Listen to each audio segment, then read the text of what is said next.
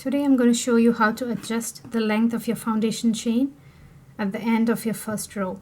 Sometimes when you have a big project like a blanket or a scarf and you have to chain say 200 or 300, it's likely that you will lose your count. So how do you adjust it without unraveling your first row?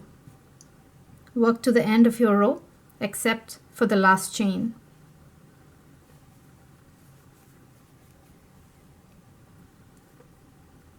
And now insert your hook into the last foundation chain. Insert it in such a way that you have one loop under the hook and two on top. And then pull up a loop and start chaining as usual.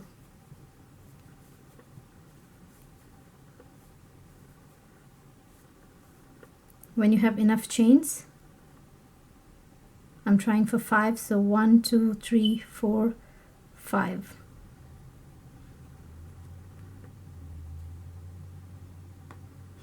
Fasten off as usual.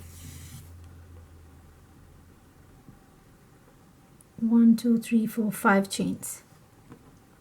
Now you can continue your work.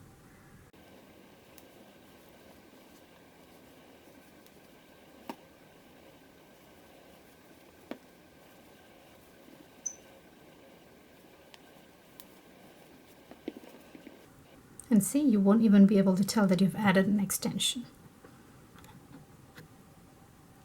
And what do you do if you have extra chains at the end of a row and you need to unravel that because you don't need them? How do you do that?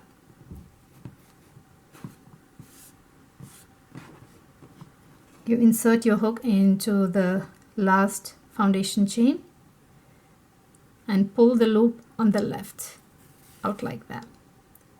And that will open up your chain, and use your hook to keep opening up the rest of the chains. You can use your hand or your hook, whatever is convenient. And once you've reached the base of your stitch, just pull tight.